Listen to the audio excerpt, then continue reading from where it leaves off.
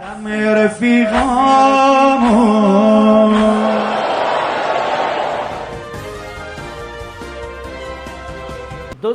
Iran के राष्ट्रपति इब्राहिम रईसी का आखिरी सफ़र जो है वो तेहरान के कौम शहर में शुरू हो चुका है, जहां उनके शव को लेकर के पहुंचा गया है। उनके साथियों के शव को सफ़र के लिए निकाला गया और किस तरीके से पूरा का पूरा शहर ही नहीं बल्कि पूरा का पूरा ईरान इस वक्त कौम शहर में मौजूद है। पहले इस वीडियो पर नज़र डालिए।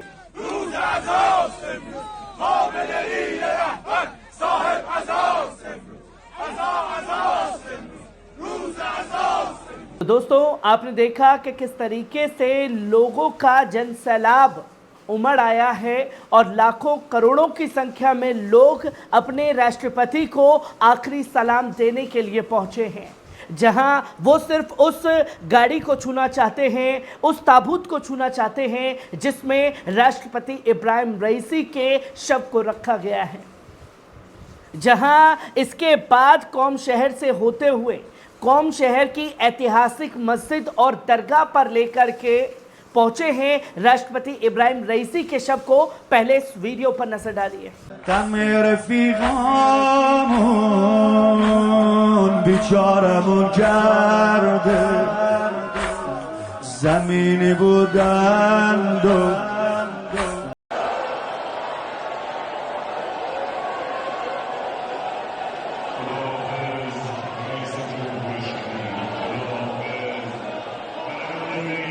आपने देखा कि किस तरीके से कौम शहर की ऐतिहासिक दरगाह पर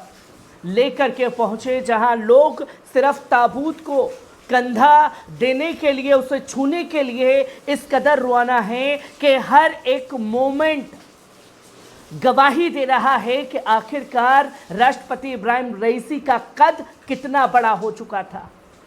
जहां रोते बिलखते हुए महिलाएं दरगाह के पास में मस्जिद के अंदर दिखाई दे रही हैं और ये वो गवाही है जहां लोग ये बताने की कोशिश कर रहे थे कि देखिए, ईरान के जो राष्ट्रपति हैं वो महिलाओं पर जुल्म करते हैं, पर यहां महिलाएं रोती बिलखती हुई, नौजवान बच्चे हर कोई रोते बिलखते हुए दिखाई दे रहे हैं। जहां इसके बाद एक बड़ा बयान भी सामने आया, जहां 3 हेलीकॉप्टर में से एक सिर्फ राष्ट्रपति इब्राहिम रईसी का ही हेलीकॉप्टर कैसे गायब हो गया, इसके बारे में खुद एक हेलीकॉप्टर में बाल बाल बचे ईरान के एक अधिकारी ने बड़ा खुलासा किया और उसकी जानकारी भी थी। और ये भी साफ तौर पर तय कर दिया गया है कि कैसे कैसे तमाम चीज़ों को आगे अंजाम दिया जाएगा, क्योंकि कल गुरुवार के दिन पर तदफीन जो है वो की जाएगी। जहां ये बताया जा रहा है कि गुरुवार सुबह गृह मंत्रालय की तरफ से माश्का स्क्वायर में देश के राजनीतिक तंत्र की उपस्थिति में शहीद विदेश मंत्री हुसैन आमिर अब्दुल रेहान को एक अंतिम विदाई दी जाएगी।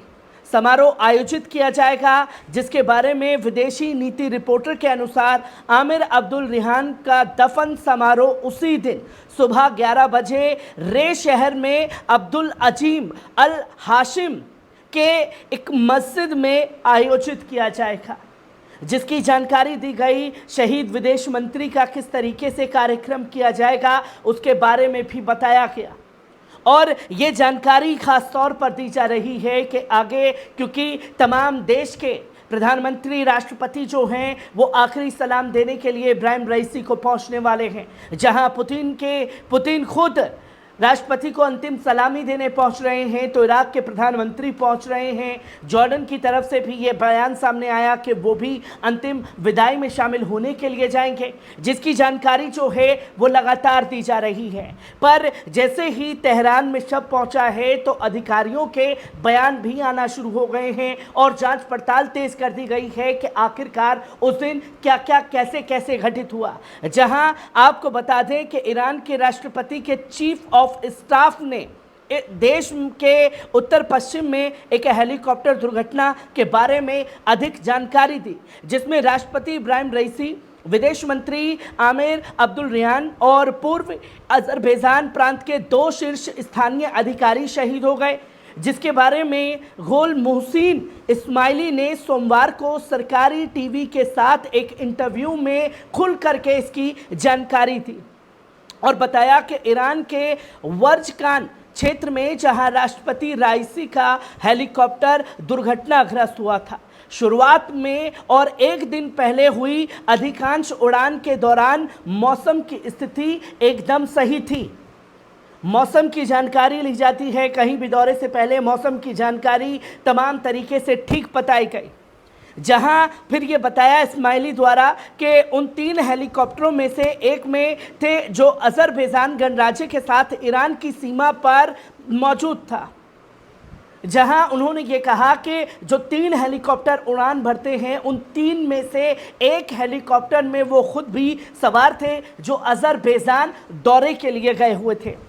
उन्होंने इसके बाद ये बताया कि हेलीकॉप्टर ने दोपहर करीब 1 बजे उड़ान भरी थी स्थानीय समय अनुसार 19 मई को, जबकि क्षेत्र में मौसम की स्थिति बिल्कुल सामान्य थी और मौसम एकदम ठीक था।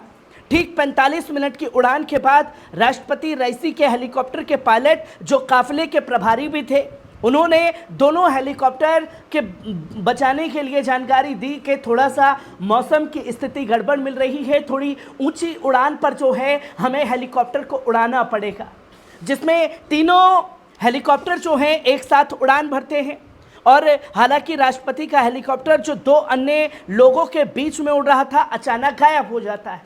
मतलब इब्राहिम रईसी का हेलीकॉप्टर जो 3 हेलीकॉप्टर उड़ान भरते हैं उसमें से एक हेलीकॉप्टर आगे, बीच में ईरान के राष्ट्रपति इब्राहिम रईसी का हेलीकॉप्टर और उसके पीछे सुरक्षा कवच के लिए एक और हेलीकॉप्टर मौजूद होता है। जहां यह भी बताया गया इस्माइली द्वारा कि बादलों के ऊपर उड़ान भरने के 30 सेकंड बाद हमारे पायलट ने देखा कि बीच वाला हेलीकॉप्टर गायब हो गया। महज बादलों के बीच में 30 सेकंड के अंदर इब्राहिम रईसी का हेलीकॉप्टर अचानक गायब हो जाता है। पायलट ने चक्कर लगाने और राष्ट्रपति के हेलीकॉप्टर की तलाश में लौटने का फैसला किया और ठीक एक सेफ जगह पर जाकर के लैंडिंग की। इस्माइली ने कहा कि रेडियो उपकरणों के माध्यम से राष्ट्रपति के हेलीकॉप्टर से संपर्क करने के कई प्रयासों के बाद, जबकि बादलों के कारण ये ऊंचाई कम करने में असमर्थ था, उनके हेलीकॉप्टर ने अपनी उड़ान जारी रखी और पास की तांबे की खदान पर उतर गया। और इसके बाद उन्होंने कहा कि विदेश मंत्री अब्दुल रियान और राष्ट्रपति की सुरक्षा हवाई के प्रमुख के बाद में बार बार कॉल का जवाब नहीं दिया गया। संपर्क करने की कोशिश की जाती रही पर कोई संपर्क नहीं हो पाया। अधिकारी ने यह भी कहा कि 2 अन्य हेलीकॉप्टर के पायलटों ने कैप्टन मुस्ताफी से संपर्क किया जो राष्ट्रपति के हेलीकॉप्टर के प्रभारी थे, लेकिन जिसने फ़ोन किया वे तबरीज़ शुक्रवार की प्रार्थना नेता मोहम्मद अली आले हाशिम थे, जिनकी स्थिति अच्छी नहीं थी, लेकिन कहा कि हेलीकॉप्टर घाटी में दुर्घटनाग्रस्त हो गया है। यानी कि हेलीकॉप्टर की दुर्घटना होने के बाद जो घाटी अजरबैजान के एक नेता थे उनकी तरफ से कॉल गया और उन्होंने बताया कि घाटी में हेलीकॉप्टर जो है वो दुर्घटनाग्रस्त हो गया है। यानी कि हेलीकॉप्टर के नीचे गिरने के बाद फ़ोन गया। इसमें इस्माइली ने स्वयं एले हाशिम के साथ दूसरा संपर्क किया और स्थिति के बारे में वही उत्तर प्राप्त हुआ।